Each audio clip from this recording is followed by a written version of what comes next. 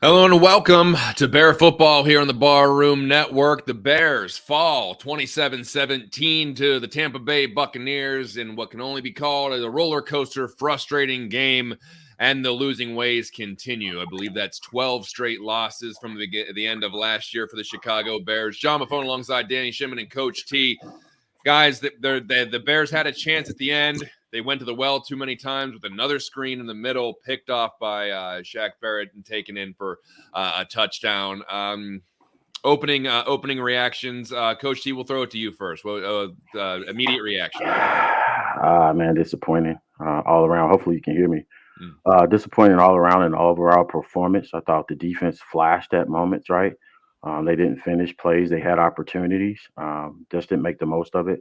Definitely like Coach Flew at the helm calling plays, better than Alan Williams. Hope everything's all right with his family or whatever's going on with him. But yeah, definitely disappointed, and definitely disappointed in the performance of the offense. Justin, I'm sure it's going to be much to be said about the missed throws and whatnot, and get the balls out of his hands throughout the week. But I'm holding something because, again, I like to have different talking points. So I have a question for the group later after we get going about some of the offensive play calling and philosophy.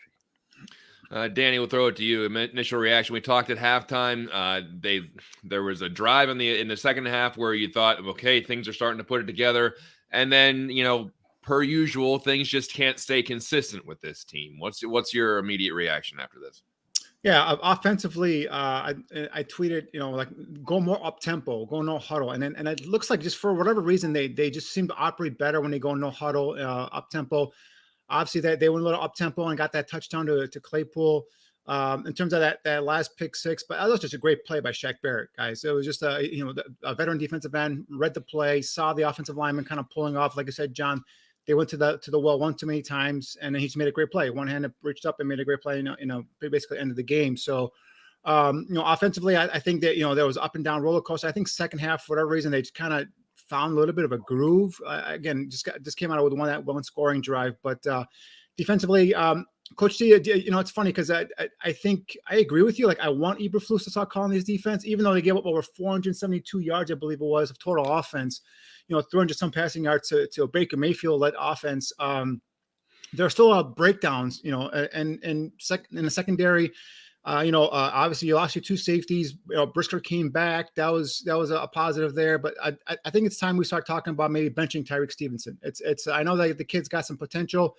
He's flashed in the preseason, but he's getting beaten way too many times. Doesn't turn around, locate the football. 2 weeks in a row, and I was giving up touchdowns where if he turns his head and locates, he could make a play on football. So there's a lot of questions on both sides of the ball. They're not a good team right now. They're not a good team, but I think this is a team that's possibly has a chance to get better as the season goes on. Obviously 0-2, whoever had thoughts of a playoff contention can probably kiss those goodbye now. So now it's just like, all right, let's see what we got in terms of building blocks and move from there. Coach T, we were talking about the offense and going to the well too many times, but I mean, Is that a throw that Justin Fields just can't make when he sees it in front of him? I mean, if there's a lot of stuff going off in front of you there, is that something that you just got to, pull back and maybe try to scoot out or, throw the ball away? What did you see there? On the interception, my question is, do we like the play call up against your goal line, the middle screen, No. right, in that situation? Do we like the play call? Right? I mean it was work. The screen game was working for them, but they were off the goal line while they were doing that. That's what I'm saying. So the whole objective is there for your quarterback to have to be able to retreat a little bit and sell it, right? So quite naturally, if you're retreating and you're the quarterback, you're going to retreat. You're going to be cognizant of the goal line being behind you, and you're not going to have the same footwork perhaps you would have if you were in the middle of the field. I don't like the call, but overall, I don't like the philosophy of the offense. So we go back to when Luke Getsy was hired, right? What were we sold on Luke Getsy was? The philosophy that he would bring to Chicago. We said we were sold on that he would bring a Kyle Shanahan style offense to Chicago. Danny, I'll ask you, based off of what you're seeing, is this a Kyle Shanahan style offense? No, I mean there's glimpses of it. There's facets of it, but obviously the cohesion isn't there in terms of the blocking. The play calling doesn't put his players in the best position like a Kyle Shanahan called offense.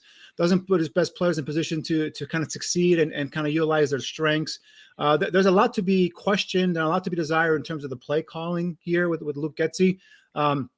He's a guy last year that obviously got kind of his star kind of shined last year when he flipped the offense around in that Patriots game and put Justin in the best position to kind of succeed. But other than that, I mean, I think the league's caught up to his philosophy, his tendencies, and I think he needs to start look at himself in terms of the play calling as well. But just in that particular call right there, that screen, I just feel like he was backed up against the goal line. Not say I like that call, but just like the offensive line was the rookie was getting beat. Darnell Wright was getting beat. So I think he just wanted to get the ball out of Justin Fields' hands real quick. And again, just a great play by Shaq Barrett. We tend to say we forget that these guys are paid to make plays as well. And Shaq Barrett is an all-pro defensive end. And I just think he made a great play in terms of reading, diagnosing what was happening around him. Again, reached up and kind of like fading back, made a great right-handed play. So I just I give that up to a great play by defense there. Yeah. I mean, it's equally you got an athlete over there making a great play. I think we put him in a bad position. We're gonna have our Justin Fields roast session in a second, right? let's definitely do that for a second. But when we're saying it's a Kyle Shanahan offense, right? It's power concepts and counter concepts mixed in with a little bit of outside zone, right? It's play action boot off the power and the counters, right? Your running backs are wide receivers. Your wide receivers are running backs, right? So all the talk about getting DJ the ball, you know what I'm saying? Get DJ the ball in the form of a Deebo Samuels off a short jet sweep or a short sweeping motion or short reversing motion. Get them some carries too. Get Claypool some carries. Like, where is the variety? Where is the creativity? I like the first drive because you're on first and goal, right? You come off the power action. You come off the boot action off a power concept, right? So you fake the play action. You boot off of that. That is a power concept, right? You make them honor the run first. And then we're in Tampa where it's 90-something degrees. It's hot, right? Go 12 and 13 personnel and lean on those defensive linemen and cause them to get tired. Wear them out. Those run plays, even whether they work or not, right? They call the one quick toss play that broke Herbert out, I believe, right? Yep. That's a power concept. Call those type of concepts off counter and then set up plays. Danny, did you believe the plays were set up like there was a script where he told a good story with the plays it was a lot of shotgun meshing, put the ball in the running back's belly, three spread concepts with the offense, right? He's not telling the good story with the play calling. It drives me nuts because I haven't put together a game plan or a script in 6 years, and I believe I can put together a better script than that. Yeah, there is no rhyme or reason in terms of sometimes the play calling. That was that 12 personnel where Mercedes Lewis had a nice kick out block, and then that's where that sprung Keller Herbert. And I think that's what I thought they would continue to do. That's what I was kind of calling for. You got to continue, John. We talked about it. You talked about it. Do they abandon the run because they weren't successful? I said you can't abandon the run. You got to continue to have a balanced attack. And I thought when they kind of, like Coach T said, when they blocked it up, when they called it in the right times, they were successful, and then they were able to kind of that was that drive actually where they scored that touchdown, where they kind of back and forth with some runs, some mixed passing game there as well. Lo and behold, they got a touchdown to Claypool. So it's a lot of questions to go around here on both on the offense and defensive side. So I mean, we have a ton of bad things to break down here. Just to talk to address the comment from Fochis there about we need a rant out of me. To be honest with you, man, I'm just beaten down from this team, man. I'm so angry, but like it's almost where it's just like I don't know how much more of this I can exude through this anger anymore. Like I can't. It's the same thing every week. I'm just at this point I'm screaming about the same things every week, and it just drains you. I'm tired of complaining about the offense. I'm tired of complaining about the defense. I'm tired of calling about the play calling. I'm tired of ranting about all of this stuff because it's the same stuff every week. So it's hard for me just to sit here and just flamethrow out of my mouth because I'm saying the same things. You guys are saying the same things. We're all angry about the same things. Something has to change. I don't know what the hell it is. I don't know what it is. If I had that answer, I'd be in Hallis Hall right now. I don't know what it is. Right. And that's what the most aggravating part about all of this is. Right. Everything needs to change. The offense needs to be better. The defense needs to be better. The organization, the discipline, the play calling, you name it. It's got to be better. And it's just, I'm out of ideas. I mean, most people right now are just talking about analyzing what went wrong, what went right. Let's just look at this holistically. It's a bad team that was supposed to be not bad. This was supposed to be a year that you take a step forward. And they're 0-2, probably going to be 0-3 after next week when they go to Arrowhead to play the Chiefs. Yeah. So everything needs changed. Yeah. But give me a positive, Danny, because I don't have one positive I'm going to say, and you guys may disagree, and everyone else might disagree, but I think the offense looked a little better this week. And overall, I know the first drive was great. The first half, there was ups and downs. It just looked like they were bogged down. But I think they got into a rhythm in that second half.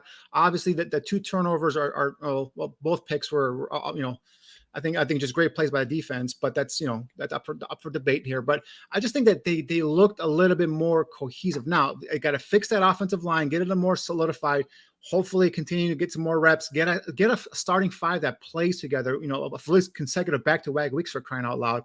It's like every other play, these guys are dropping and being replaced. So that was that one bad. I think Lucas Patrick got hurt or he had to take a break. He was out on the sideline. Feeney came in. It was a bad snap. Justin, dropped it, picked it up, and he got sacked. So it's like things like that. And then, they get the ball moving down the field. Next thing you know, it's a false start on either Braxton Jones or somebody else, or is a holding call, or is an offensive pass interference call.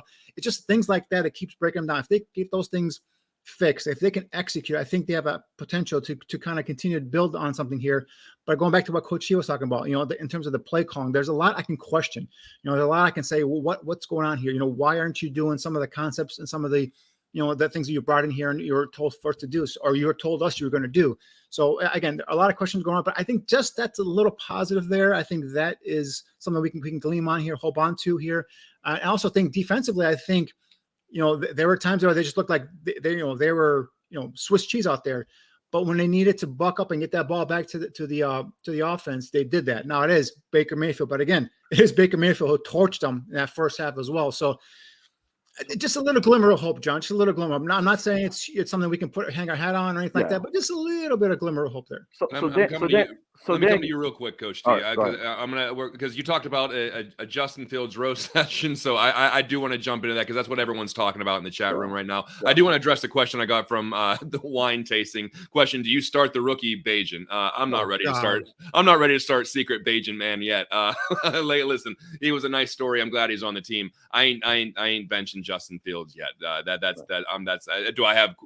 Am I concerned about Justin Fields? Yeah, a little bit, but I'm not ready to start Bajan. But go ahead, Coach. Take it away. Let me debate the negative on that, right? I'm finna go off the rails with that, right? So somebody said start the rookie, right? I disagree, But let me oblige the commenter and said, let's start that, right? Say Bajent comes in the game, right? And he lights it up under this, hey, let's spread everybody out and a pseudo Tom Brady fashion, and he hits all those throws, right? The indictment or the narrative will be Bajent's a better quarterback than Justin, right? And rightfully so, you can say that. But this is the connection that fans won't make, right? If he was successful in that. The connection they won't make is in this type of offense, he could be better. If you're going to spread the ball out and just sling it all over the yard, that's a possibility that it could happen. But again, you sold us on Kyle Shanahan, right? And dare I say, Matt LaFleur. If you look at a Matt LaFleur offense, you can see the thumbprint and the DNA of a Kyle Shanahan offense, right? You can see the DNA there. You can see the multiplicity, right? So you can see, you know what I'm saying, 11, 12, 13 personnel, depending on the situation. You can see running backs carrying the ball. I mean, running backs catching the ball, wide receivers carrying the ball, right? So listen, everybody knows that's a wide receiver. His job is to catch the ball, go out for passes, and catch the ball and run with it. So why not mix the defense, mix the offense up and give that guy some carries? DJ Moore, y'all see him. His yak is crazy. Nobody can tackle this kid. So why not give him some carries? Why not give the bigger, stronger wide receivers some carries? It's not a true Kyle Shanahan offense. Now, let's go there, right? We talked about Justin in this offense is terrible. I'm just going to say it. He's terrible. Today put it on display. All right. So I got caught a lot of shit last week because I'm like, hey, Justin is not going through the progressions, or he's speed reading the progressions in this offense. He was terrible, and he still speed read. Is that the correct way to say it? He speed read the progressions, right? DJ was open on the one in breaking route, I believe, or the out breaking route. Right, he sped right past the progression, went to the second guy, and I'm sure as the tape comes out this week, and all of our, all 22 experts throw it up on there, they're gonna see that it's obvious. I just don't think this is a good offense for that. And usually for offensive coordinators, what happens is you may have a decent first season, a la Nagy, right? But when the league catches up with what you want to do, and you don't have the creativity to build on what you've established, then you're toast. So yes, there you have it. But the one thing everyone keeps harping on the throws in the first half. Yeah, there are two throws where I said Justin needs to rip it. You just got to throw it, rip it. No. That was about it, dude. There was nothing else in that second half where I said Justin just held on to the ball way too long. Now it looks like he held on to the ball way too long, but we got to go back and look at those replays. Don't look like there was many guys open downfield. Right? So hey, Danny, I'm gonna let you be the Justin apologist this week, right? I'm telling the truth. I called him out when he needs to rip it. He's got to rip it. And I called him out in that first half. There were at least two throws I saw where he just needed to rip it. That second half, I didn't see crap out there in terms of what's available out there. So there was a throw that touchdown to Claypool. That's a hell of a throw, guys. But no one's gonna back off for that. Right. Yeah. And then the defense goes on and gives out that huge ass touchdown to Mike Evans. And all of a sudden I was blaming Justin for that. How is that Justin Fields' fault? Because he didn't throw those two balls in the first half. I mean, it's something where it's the football dumb come out for some reason. And they always attack the quarterback. It's like, you got to be intelligent here and look and see what's going on. This team couldn't stop Baker Mayfield in the first half, basically. They gave up almost 300 yards of total offense to a Baker Mayfield-led offense. Now he's got two damn good offensive receivers on the outside. All right, he's got a solid, in between the tackles, running back, a slasher like Rashad White, who doesn't fumble the ball, right? But they had no turnovers. This defense forced no turnovers. They had no sacks. All right, and so I just to blame Justin. I know he's the face of the franchise. He plays the position, the glamour spot, where everyone, he gets too much blame for wins, too much blame for losses, and too much credit for wins. It's like, dude, you got to look at this whole entire team and say, all right, is it just one man's fault? Without Justin Fields, you guys wouldn't even score 17 points today. So I don't know what the hell everyone's talking about. Listen, for me, there, and you see his stats right there: 16 and 29, 211 yards, 1 touchdown, 2 picks. Rushing attempts, he had 4 for 63, sacked 6 times for 42. I don't like that line. I think there were some sacks that he could have maybe gotten the ball away a little bit, but they held onto the ball too long. For me, and listen, I'm not an analyst. I am not someone who just breaks down tape. I defer to you two for both of that. So I want your opinion on this, and I'll start with Coach T and Danny. I want you to jump in right after that. Does Justin Fields look, and I think Barlissimo might have already said this in the chat room, but it looks like this offense is just incredibly uncomfortable. Like he's wearing a suit that's 10 times too small for him, and he's just walking around like this. Like he just looks paralyzed in this offense. And Toshi, you were talking about that earlier, but it seems like they're trying to fit this square peg into a square hole. I screwed that up way badly, but you know what I'm trying to say. Yeah. But you know what I'm trying to say here. Like and listen, some of it will be on field. I'm not going to absolve him of any wrongdoing there, but it just seems like he's getting less and less comfortable in this scheme and the play calling. Yeah, I'm not calling plays like this for this guy. But so ask yourself this question. Give any other offensive coordinator that's an offensive guru this young offensive line, the young quarterback, and this group of receivers and running backs, right? If you had say, for instance, Doug Peterson, right? Matt LaFleur, Kyle Shanahan, do we have this same type of output? I believe the answer is unequivocally no. One of those coordinators would find a way to get better production out of not only just this porous offensive line, but also the running backs and the wide receivers and the quarterback. I would like us to see us play a power style offense with Roshan as the primary back, right, and carry the ball off tackle and allow Khalil to be your switch up hitter, right, and come in and give you the toss plays, the off tackle zones, your screen plays. The equivalent, the way I liken this in offensive football for me is this, right? The way we're running football is condiments. The way we play offensive football is condiments. You don't base your offense off of condiments no more than you sit down at the table and say, hey, I'm just going to eat a plate full of ketchup and mustard, right? You don't do that, right? It's football. It's physical. This is Chicago, right? Play physical damn football. Get up, line up, and beat the hell out of people, right? If nothing else, and this is the positive for defense for me, right? So Danny gave you the positive for offense. I felt like the defense played a lot more physical brand of football, even though they missed assignments, blown coverages, all that other stuff, right? And they stopped just short of making plays in certain places. You felt the energy at least a little bit. I don't feel the presence of this offense. They're not imposing their will on anybody up front, right? And that's just what I would like to see. Well, where does that start, though? Play calling or offensive line? The offensive line imposes their will on the opposing defense. This offensive line is soft as shit. I'm sorry. They are soft. And then everybody talked about Darnell Wright being this big, powerful, and I talked about him coming out of the draft. He's not playing well right now, right? Braxton Jones, right? Expect to take a next step up. He's playing like shit the first 2 weeks. All right. So I think this offensive line sucks. And in terms of, and I'm not saying that all 6 sacks are on the offensive line.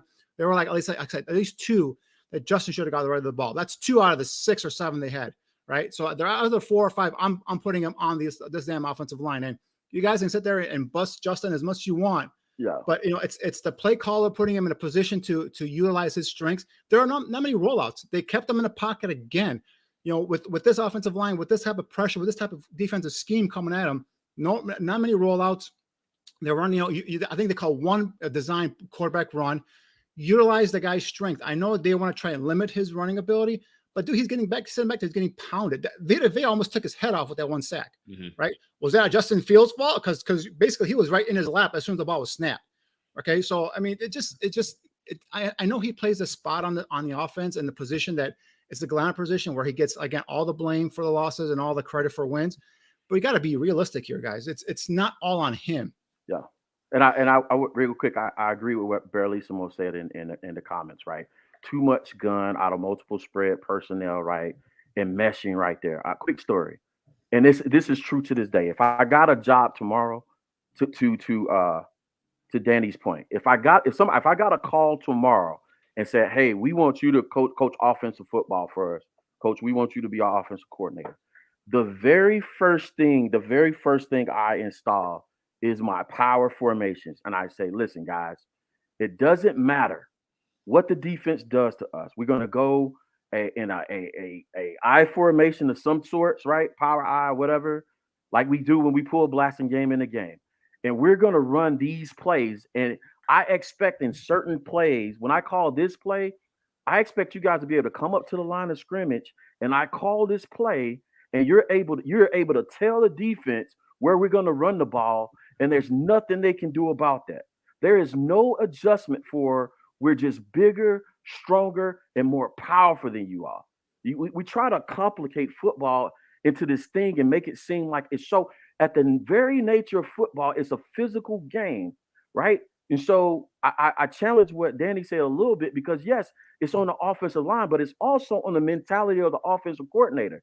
You got to have a coordinator that comes in there like, guys, listen, we going to smack people in the mouth, right? If it's 3rd and 1, 4th and 1, you should be able to come up to the line of scrimmage and tell them we're going through the 2-hole or the 4-hole, and there's nothing that the Bucs, Kansas City, or anybody can do about it. And I just don't feel like we got that type of attitude top to bottom. The coach, the head coach, the offensive coordinator, the defensive coordinator, like Danny said, there's a soft mentality. Even Justin, they're soft. They're going back to the outfielder last week.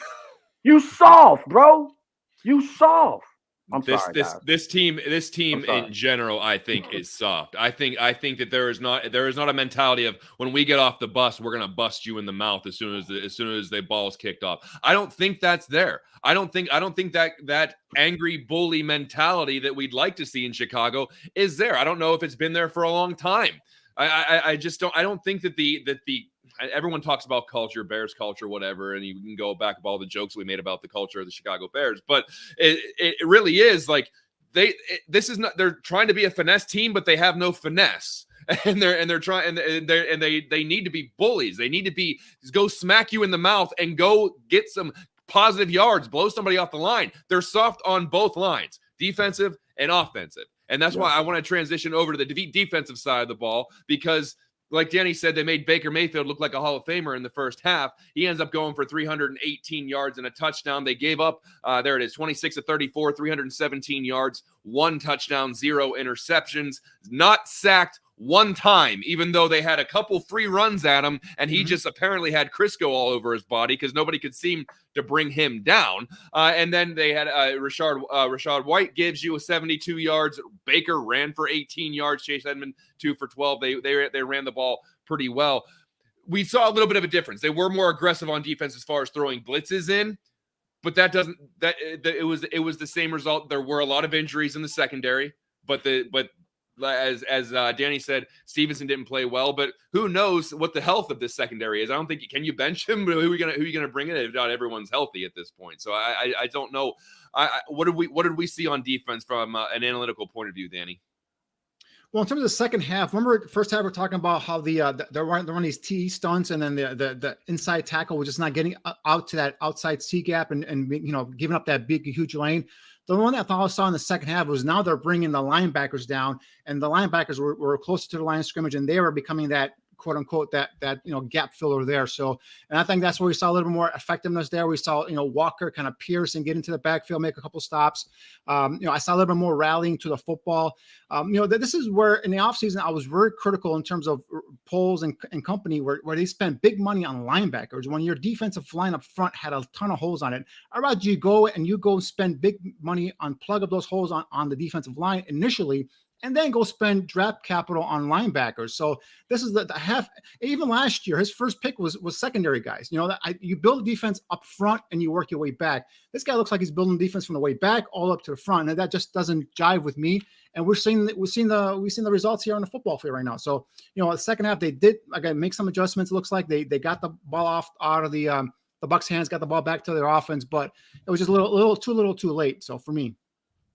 What about you, Coach? What did you see of the defensive side of the ball? I mean, there's plenty to be upset about, but on the whole, what did you see? Man, something just overcame me. I just read all those comments, and something just overcame me, man. It's crazy to me, right? Who's the captains of this football team?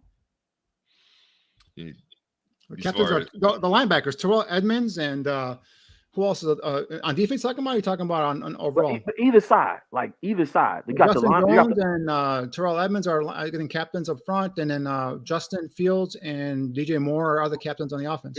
Bro, it's the like we said, it's the entire messaging, man. It's the entire messaging of this football team. You prioritize secondary linebackers, you prioritize wide receivers. That's cool and all, right? But the way and people will probably remember this from the show. The way the analogy I use for offensive football is this: your front five is your engine, bro. You know what I'm saying? You either got a 4-banger, a V6, or V12 engine that moves that offense down the field. Right now, we got 2 hamsters in a freaking turnstile wheel, and they're struggling. They're sputtering along, right? We can't get anything going. But back to our defense, I agree totally with what Danny said, man. Like, dude, I see those guys giving effort. I see those guys trying, but it's like, dude, you gotta finish. You gotta finish, right? The one thing I can say again, I did see guys throwing their bodies out there on the line, but you gotta finish. I was more impressed, and I could be alone in this. I was more impressed about the effort of the defense and the physicality again of the defense than I was the offense. And again, that boils down to style of play to me, because guess what? Last week we saw Roshan run somebody over. Now imagine if you had that defensive style of play, guys flying. That's inspiring to defenses, right? That's like, hey, we here to play. Where is our guy, our safety across the middle, taking people's heads off when they try to come across the middle? Where's our running back and our fullback that's knocking people out on runs? Right? I'm tired of this. I'm tired of this finesse football, bro. Right? I'm tired of it. I'm tired of it on every level. I'm tired of it on pee-wee, high school. Everybody wants to run a split spread offense, multiplicity offense, and we want to turn football and basketball. It might be a generational thing. It might be, you know what I'm saying? I hate to make it that way, but listen, I just don't understand it, bro. It's those damn millennials, let me tell you. I stopped short of saying it. As an aging millennial myself, I understand what you're talking about. But I do want to. They're gonna call you Ump pretty soon. Yeah, you ain't kidding. Yeah, millennials getting old now. You can't just keep saying those millennials, because now that we're in Gen Z and all this other stuff. But I want to go to a question that Bear Truth had here, as far as, does there need to be a coaching change at OC now? And I want to open that up holistically, because listen, guys, let's just put this out. Let's just put this out and say what it is. The Bears are 0-2. There's a really good chance they're going to be 0-3 after next week when they have to go play the Kansas City Chiefs.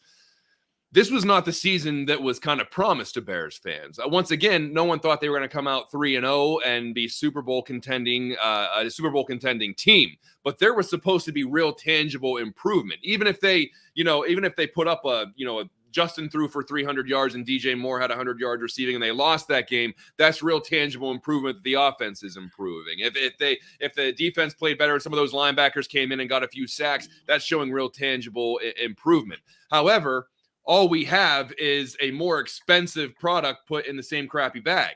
And so it's worth mentioning, or it's worth bringing up. These conversations are going to come up now. If they go, they're coming up at 0-2, at 0-3, it's going to come up. As far as I know, the Bears are not a team that likes to do anything in the season. They don't fire coaches in the season. They don't make a lot of those big changes throughout the season.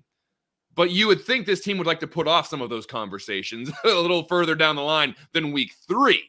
So is that a conversation you think that is even plausible? Maybe not next week or the week after, or, but in mid-season, if this team is still doing what it's doing right now, is it a possibility that they could change something in the coaching staff, that Eberflus says, I got to make a change for my own sake, because I don't need this pressure on me. I got to change something else. Coach T and then Danny.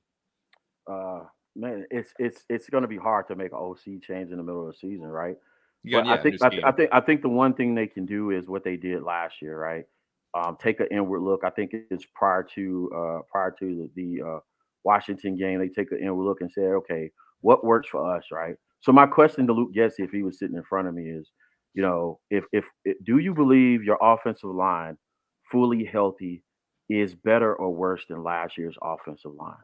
Fully healthy. So you get Tevin back, we get Nate Davis back, and we have all of our players in position that we thought they were going to be in. Do you think that offensive line is better or worse than last year's? You led the league in rushing last year. So why are we changing our entire identity to a spread them out, throw the ball over the yard type of offense? Let's go back to the identity we established and build upon that, right? I'm the head coach. I'm talking to my OC. I'm saying, listen, let's go back to what we did great last year, right? And then what you do is you expound upon that. You add a little bit every week, wrinkles every week, and you grow the offense. It seemed like we wholesaled the offense and changed it all together. And now we're looking to be the bottom passing team of the league as well as the bottom rushing team of the league. Let's go back. Let's simplify the offense. Now, from a coaching standpoint, if you have somebody on your staff that can challenge Luke, right, the healthy challenge from the other fellow coach, and say, listen, you know what I'm saying? Blah, blah, blah. Get in the room with him and challenge him on certain concepts. And then you get that person in there. You have some friendly competition within the coaching staff, and you make a change. Like it has to be all hands on deck here, right? After we get to week 3, week 4, we have to come up with something. But a coaching firing, none of us want to see that happen, right? Because new OC means learning a whole new language for Justin, and we're back at square one. You might as well, you know what I'm saying, get rid of the quarterback, go draft a new guy. You might as well fire everybody. And then we're, as Bears fans, we're back at ground zero again. I don't, yeah. Danny, what do you think about? I mean, I don't foresee them making a change in the middle of the season just because of what Coach T said. No one's going to bring in a new scheme in and then install a new offense, unless you're going to promote from within.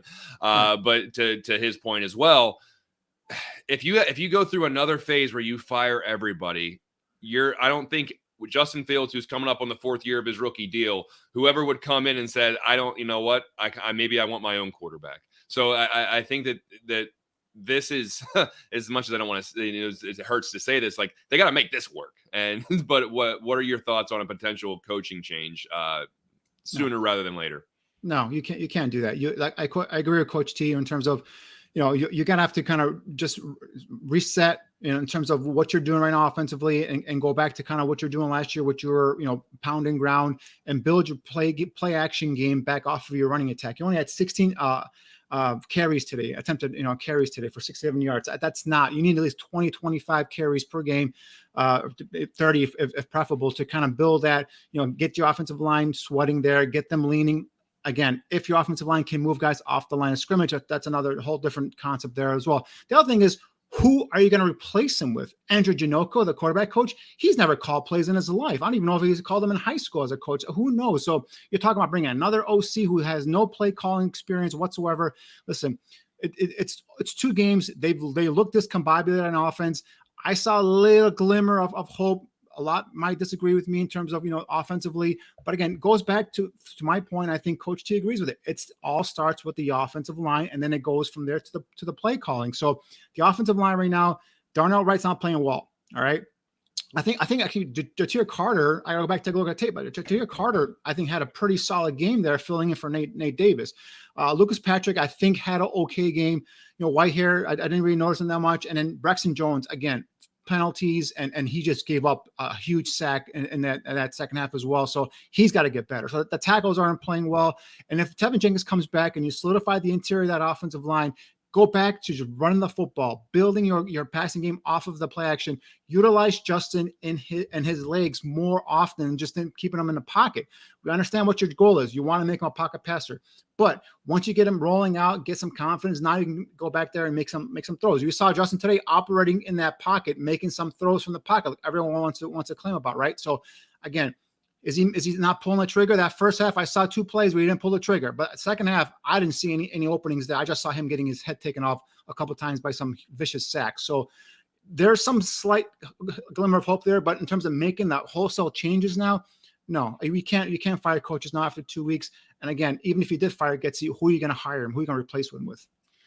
I'm gonna take the side of the meatball for a second because I feel like those are my people, and so because that's who I identify with the most, and so I get it. I understand why people are angry and they're blaming everyone, as they should, because let's look at life as a Bears fan, for God's sakes. This team hasn't won a game in 11 months.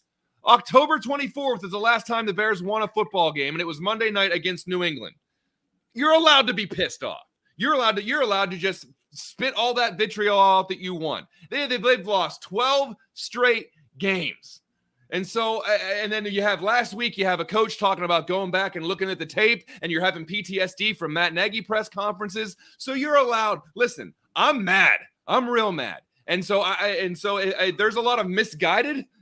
Sometimes there's a lot of misguided hate, a lot of misguided blame, and that's fine, because when you're a Bears fan and you got to watch this team every week, go ahead and blame everyone, because what else are you supposed to do? Just sit back and watch this team and be like, well, it's okay. We're going to lose 12 in a row, 13 in a row. We're probably showing more aggression than the team is, but it's aggravating to have to watch this product every week and be like, wow, the same things are happening. Wow, it's the same problems. Oh, wow, the same thing that happened in 2022 are happening in 2023. Didn't we bring in new players? Oh, that doesn't seem to matter. Okay. Oh, it's the second year of play calling. Things should be better. Oh, they're not. Okay. It's frustrating right now. I mean, it's always been for the better part of my life. It's been frustrating to be a Bears fan. I've never seen a Super Bowl I've seen them play in a Super Bowl. I haven't seen them win a Super Bowl. And I think there's a lot of fans in here who have maybe not even seen them play in a Super Bowl, depending on how young or old you are. So it's frustrating holistically when you have to look at this product and you say, there's nothing to even hang your hat on. At least back in the early to mid 2000s, you're like, damn, this defense is awesome. Yeah, Rex Grossman can't really play quarterback, and the offense and scheme's kind of weird, but damn, that defense is awesome. What are we pulling away from this team? Like, when we watch this team last year and this year, what are you excited about watching? Because what do you think that they right now have an obvious advantage on anyone with? It's hard for me to find something. So it looks like we got Coach Eberflus at the stand, which is a great transition. Let's go to Coach Eberflus to explain it all away to us. Eventually. Can anybody else hear him? No. Can't hear him. Well, probably better off. Ended up being 13 to 10 at that time. And then, the second half really was just back and forth. They had control of the game a little bit, 20, I think it was 20 to 10 at one point, and they were pretty much playing, they were munching clock. You could see that, and we did a good job. We got to have a couple 3-and-outs on defense there, I thought was pretty good. And then the offense had a good drive, to put it within, a score to win. So, I thought I told the guys in there, you're battling. You guys got fighters' hearts, and that's how you got to win in this league. We have to play complementary football to be able to get that done. You have to be able to take the ball away, and when we had those opportunities and seize those opportunities, and when we had the block kick, we got the kick to the midfield. We have to do a good job there with converting on those. So those are things that wins games. You seize those opportunities, and we do have to do a good job of seizing opportunities when the game or we create those opportunities. And that's where it is, and that's what we talked about with the players today. With that, I'll open up to questions. Yeah, I mean, it's great when it works, right? It's great when it works, and when it doesn't, everybody's going to criticize. So it is what it is. We're going to look at it. We will look at it, back there in that part of the field, and we'll see where it is. Was there something you guys liked about the screen game all day against the Bucs?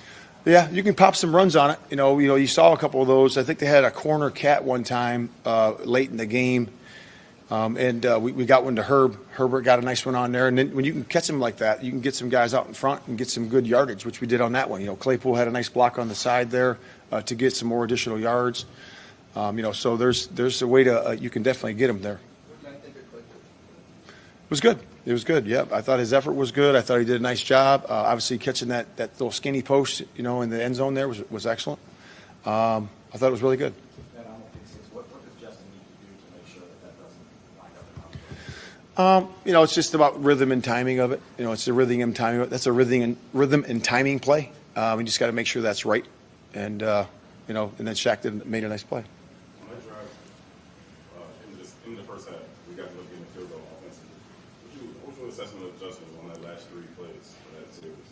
Okay, y'all tell me what it is. Into the first half, Okay. you guys go down, ultimately get a field goal. All right, Trent moved the ball down. Those last 3 plays didn't go right. We had one incompletion, sack, incompletion. Right. What's your assessment on Yeah, just to me, that's when you got to seize the opportunity, right? You're right there. We're wanting to score a touchdown at that time, and you got to do a good job of getting the ball, in the hands of the skill, which we did at times today. Obviously, GJ had some good touches, so we just got to make sure we do that in that moment. Were these injury related to the injury at much? We're going to look at it. We're positive right now, but we'll see, where it goes. We don't know how positive that will be, but we'll see. Positive as an optimistic. We'll see. We'll see where it is. What did you point out for that stretch? Yeah, they said illness. So it was just was a little dehydration is what it was, and so he had to come in and get himself right for that. But again, it affects everybody different, and that's what it was. And but I just I gave him a big hug after the game. I said, man, I really appreciate you coming back out. I thought he played well on the second half when he did come back in, made some good tackles, and did some good things there. So and play with good passion too. I know the play where Darnell gets beat and there's a strip sack on Justin. Is there something he needs to do? I know he was standing downfield, but it felt like he wasn't sensing the pressure behind him. Are you seeing instances of that where you want him to do something differently? That's all instincts. It really is. When you got a guy coming on you like that, it's hard. It's you either got to ride up the pocket, and if the pocket's clean inside, you got to ride up into that B gap and deliver the ball. So that's many times the case. Sometimes he can feel it, he can spin out of it. He's done that before, but you prefer him to ride up, ride up in the early part of the inside of the pocket and deliver the ball down the field. Matt, what do you think of the play with Mike Adams and Tyler Stevenson, where he ended up being a really big play on that guy? Did you see any? Yeah, I'm going to go back and look at the tape. I'm not really going to comment on that, but I saw what I saw on the field, but we'll see what it looks like on the tape.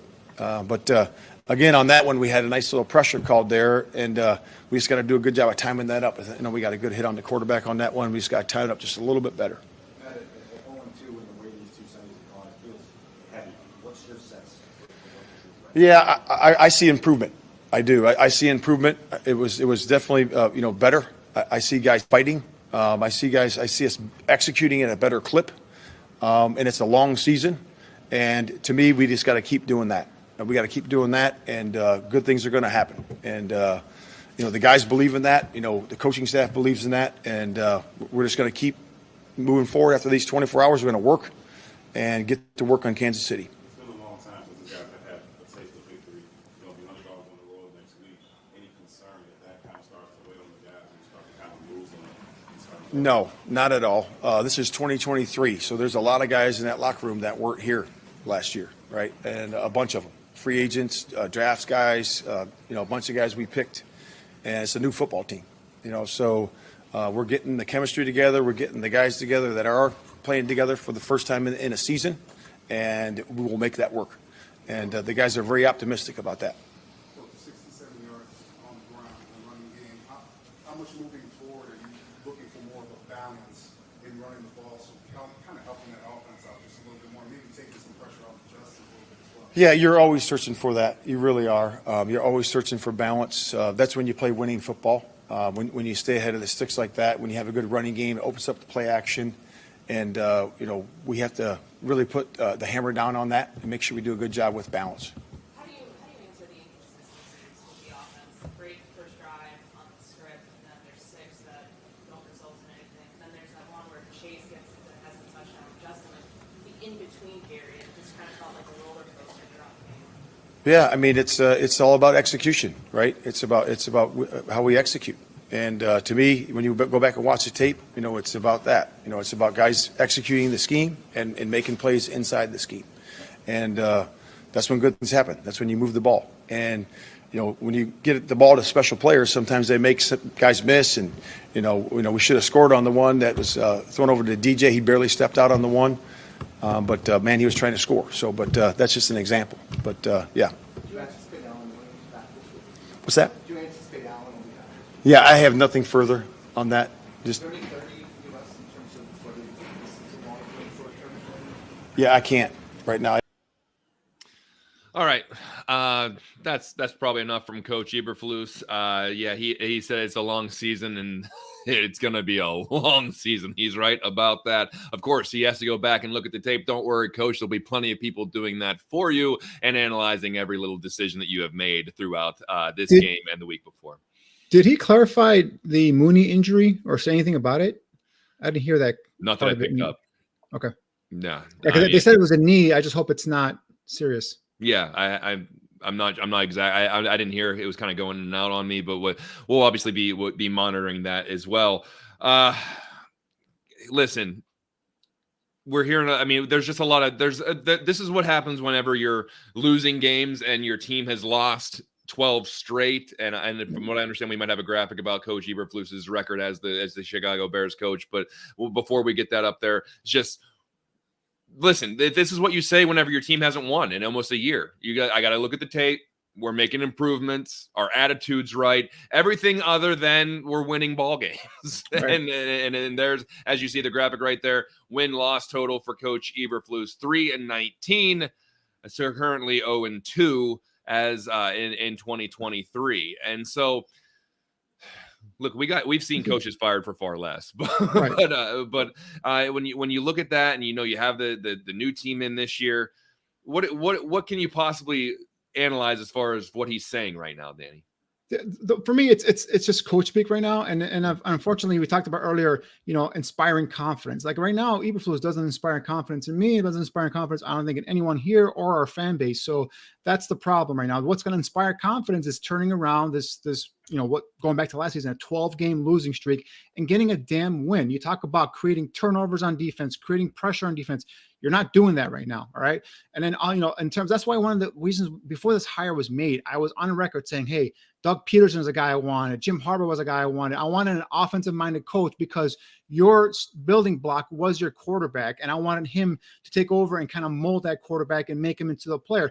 And everybody poo-pooed Doug Peterson because, he had the KC ties and all that stuff. Well, look what Doug Peterson's done with Trevor Lawrence in Jacksonville over there, right? And obviously Jim Harbaugh, he stayed in Michigan, all that stuff. But, this is why I wanted an offensive-minded coach. And, we talked about earlier in terms of firing Getsy. Well, you can't fire Getsy because there's no one here that's going to be able to call plays. But if you had an offensive-minded coach, that coach can take over play calling, and then that coach can go ahead and kind of maybe hopefully adjust and make the proper changes. So the whole hire was just not something that really struck any confidence in me. And so far, it was 3-12 record, hasn't struck any sort of confidence in me whatsoever. Great guy, a guy you root for, but just unfortunately, it's not something that has really inspired confidence in the fan base. And I don't know if this teammate really has any confidence. He's built a culture, but unfortunately that culture right now is a losing culture.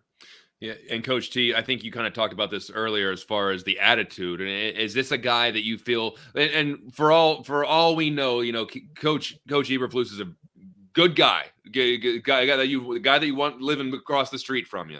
Doesn't necessarily mean you want him coaching your football team. So is this a guy that you think can turn around a losing culture once that's in set? Because it takes a lot. If you lose a locker room, it takes a lot to turn the Titanic around sometimes, as far as, saying, hey, keep with it. This is going to work. This is going to work. Sometimes if guys think this ain't going to work, I'm checking out. And then they're gone for good. Is this, do you have any confidence that this staff can keep inspiring this team to take a step in the right direction? I want to quickly say I agree with what Danny said, right? It was just like before this hire, I was hoping for an offensive-minded coach, right? I want to add another name in that I threw out that people were like, man, you crazy. And I had a little bit concerned about him because of his youthfulness, right? I thought it might be a hit and miss on the maturity, and it was Mike McDaniel, right? Is the first name right? In Miami. I'm like, hey, if that's the guy you get, if you want that style of offense, don't go damn discounting shopping at the local freaking discount store or thrift store. Go get the guy, right? Go get Mike Kevin McDaniel. O'Connell, the guy I throw as to Coach T. Kevin O'Connell, we talked about coming from that McVay Shanahan offense style. That's offensive coaching staff, our mind that I was talking about earlier as well, in terms of that could have been a good hire there too. Yeah, Kevin Conway. he does exactly what you want to do. So go get that guy. Now, as far as Coach E is concerned, all I can do is go off of. Listen. We have to be real. The defense played harder. They had opportunities.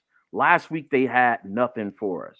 So with that, I'm gonna hang my hat on that and give him credit for it. Right now, as far as his communication to the fan base, does he have that it factor? Right, where we look for in coaches to have that it factor to give you that confidence, right? To say, oh, we're gonna get it done. I think that's missing. But as long as the results are there, right, week after week, we can hang our hat on that. I like what we heard from the press about how they handled the Chase Claypool situation, right? Where the communication happened up the chain and up all throughout the chain. The coaches, the GM said, if you don't get in an order, we're going to ship you out of here. Now, I think some of that needs to happen anyway. I think Coach E needs to go in that locker room, and I think there needs to be a sacrificial lamb. I don't know who it needs to be, but I think it needs, if you're going to be a player coach, right, there needs to be a sacrificial lamb where we wake up on a Monday or Tuesday and they cut such and such and it sends a ripple effect through that locker room, and it makes all of the players' keisters tighten up a little bit, like, oh hell, like they serious, so we better get it going, right? And sometimes firing some people will help wake them up, right? Because it's usually going to happen like this, right? Either you're going to start firing people as a head coach or a coordinator, or somebody's going to fire you. So I started thinking about, okay, look at the nuance of the coaching staff. Do we need to fire a position coach first to send a message, or a player, right? Do we need to fire the O-line coach? Do we need to fire the wide receivers coach or the running backs coach? Somebody needs to be a sacrificial lamb in order to send a ripple effect through this staff to wake the team up to say, all right, I could have a envelope in my locker on Monday or Tuesday when I come in here, and I might not have a job. Sometimes that helps, right? Yeah. And listen, if Eberflus came across to me as like a Mike Tomlin, where I would run through a wall for Mike Tomlin, whether we were 9-0 or 0-9, that guy would get me. That guy could get me fired up to do anything. Then I'd have a little more confidence. Now, obviously, the track record for Mike Tomlin kind of blurs our vision because of how successful he's been. But he's been so successful because he can inspire teams that shouldn't compete and took them to another level to where they were competing. Teams that were dead to rights, he still was able to get something out of those teams and either make the playoffs or not have a losing seasons. And I'm just not getting that vibe from Matt Eberflus. But the one thing I was kind of on account of that, John, and not that I'm defending Eberflus, and I'm one of his biggest critics right now, but did Lovie Smith give you that confidence? Not me either. But when Lovie Smith had control and respect of those players in that locker room, they would run through a wall for him. So there's certain different ways of doing it, right? There's a Tomlin way, there's the Belichick way, there's a Lovie Smith way. It's just a matter of how does this team play. Now, to Eberflus's credit, and we talked about this briefly on Buffon 55, we said, how does this team respond after last week's debacle? I think they came out, they had effort. I mean, there was tough condition out there. I think they played hard. It's just they're not very good up front. And I've always said, if your defense and offensive line suck, your team's going to suck. And until they solidify those two units, we're going to continue to run through the cycle over and over again, I think. All right, let's go to Justin Fields' press conference. That just wrapped up. Let's go look at some of the highlights of that. This is Justin Fields talking. Caught a screen and made a play on it, picked it off and took it back. With it being in that part of the field, it feels kind of a meaningless play. It's either going to be a nice game to get you out of trouble or something like that. How do you balance kind of where you need to go, how quickly you need to execute to make sure that it doesn't happen the way it did? I mean, I didn't see like every detail of the play. I saw Khalil open, and then I'm guessing he just reacted back. He felt screen. And went back and, of course, picked it off. So, but, I mean, in that situation it's tough because, if you call it a deeper pass, you don't want to drop back in the end zone and potential to take a safety. So, I think that's a tough spot regarding play calls, for Luke in that position. So, he went with his gut and, number 7 ended up making a good play. So, hey, it is what it is.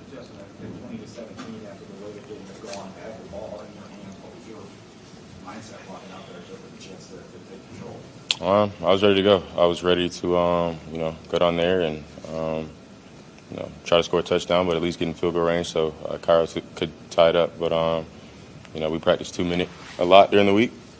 And I was just going to keep that same mindset and just try to drive the ball down the field and, give our team a chance.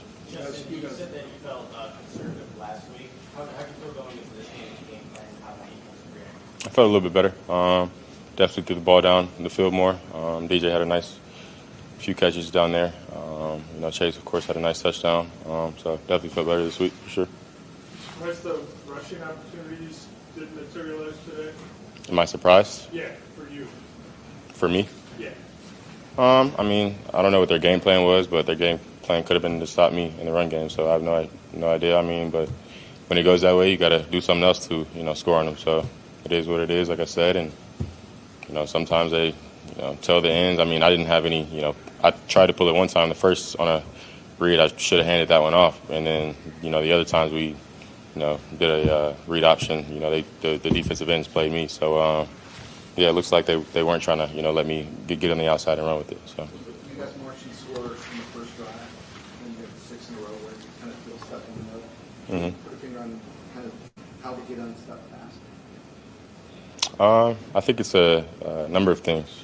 Each drive is so different. There's so many things that happen. So I can't, pinpoint. If we sit down and we go through each and every drive, I can tell you what happened. But I think at the end of the day, we just got to execute, especially when we get the ball in the 50. At least got to get some points. And when the defense puts us in good field position, we got to turn those into points. So. But definitely, I think we came out the game strong, scoring on the first drive. And, of course, you want to come back and just, be able to maintain that, just, I guess, firepower on offense to keep going. But, yeah.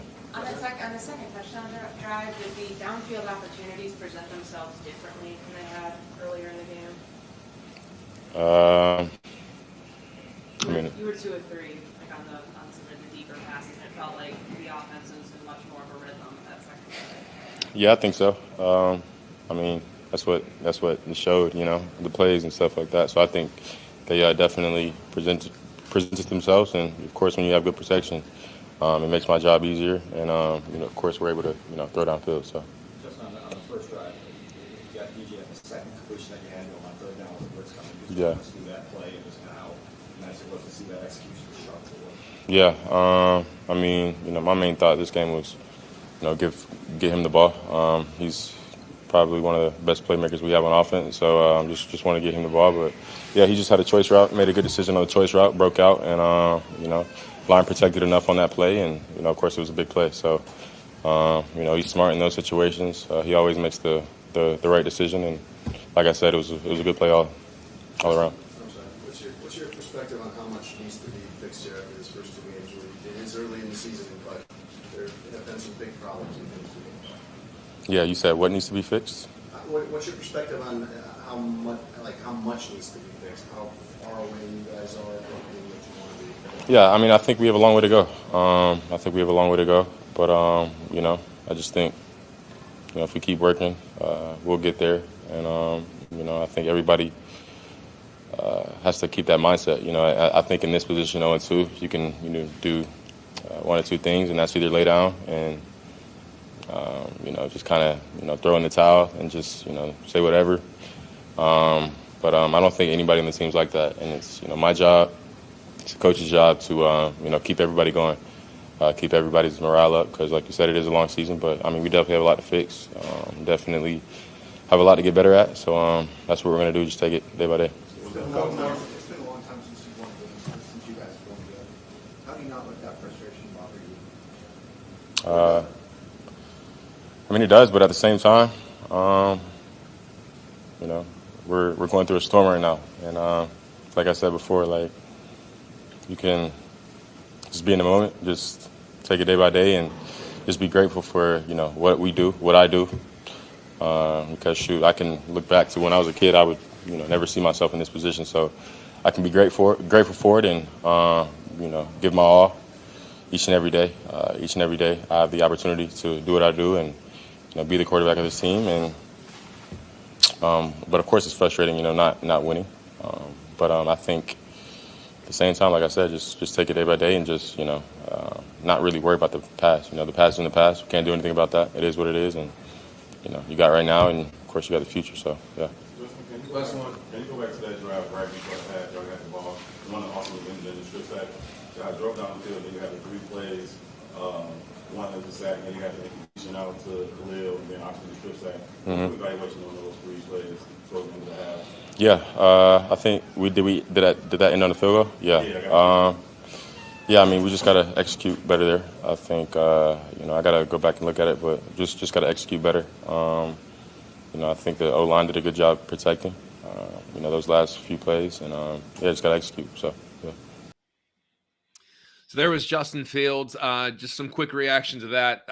Man, he looks like a guy who hasn't won a football game in 11 months.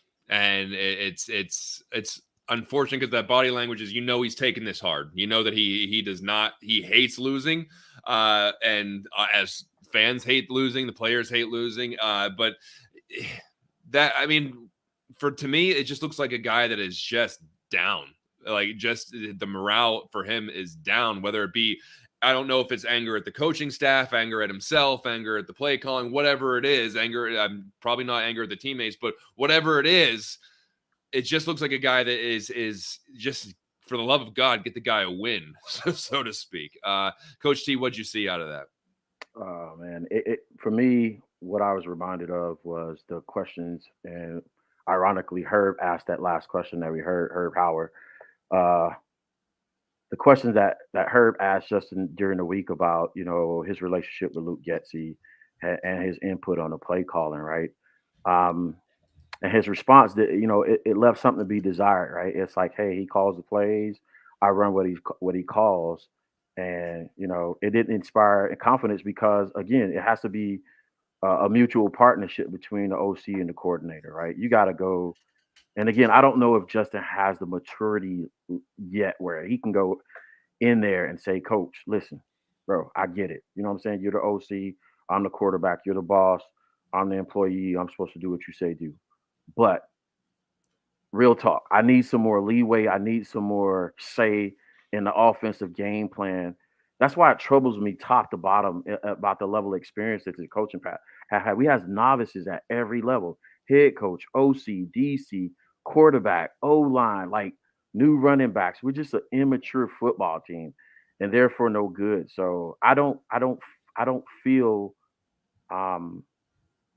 bad for him just alone. I feel bad for the entire coaching staff, the whole organization, and the fan base, right? Because you know what I'm saying? We got football babies out there. They don't know what they're doing, man.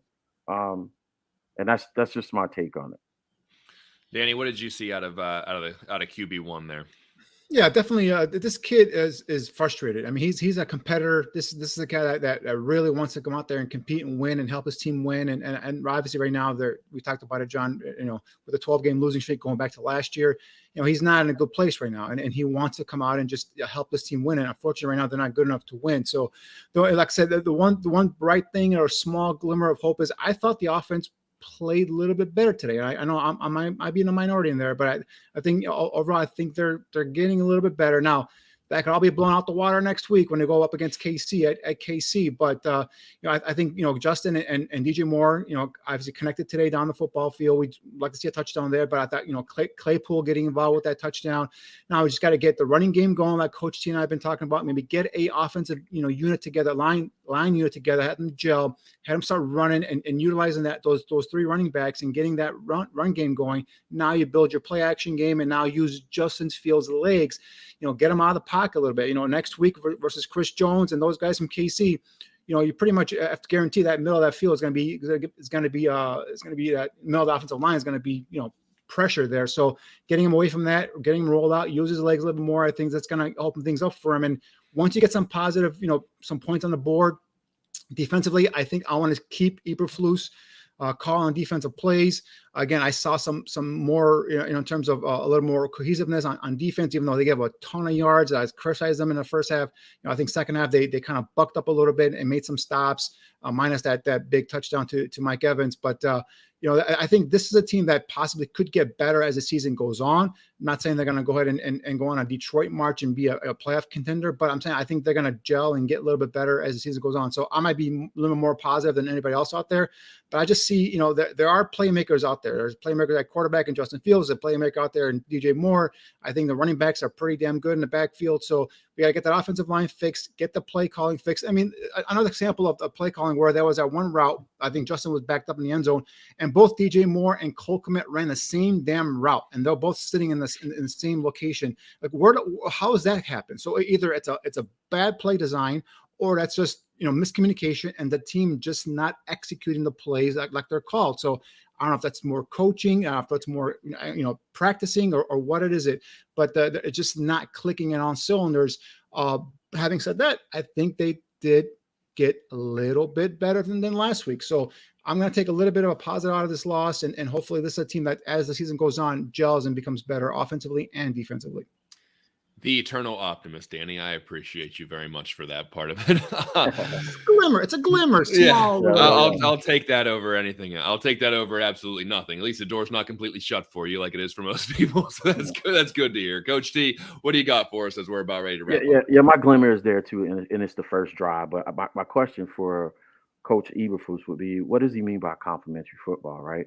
So if you're saying we want to play complementary football and you have a light defensive line that's getting driven down the field, wouldn't complementary football mean to run the ball more, right?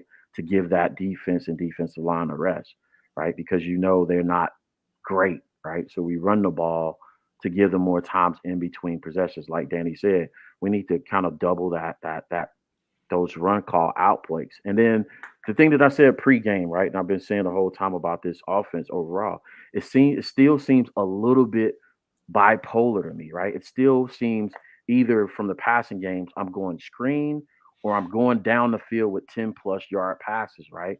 Where, again, I saw a few more today, so that's my glimmer of hope. But where are the slants? Where are the digs? Where are the outs? Where are the hitches? Where are the curls on a consistent basis? Because as you saw today, those are gimme plays for DJ and Chase. Those are easy 5-yard plays that set you up with 2nd and 5, right? And give you 2 downs to get 5 yards.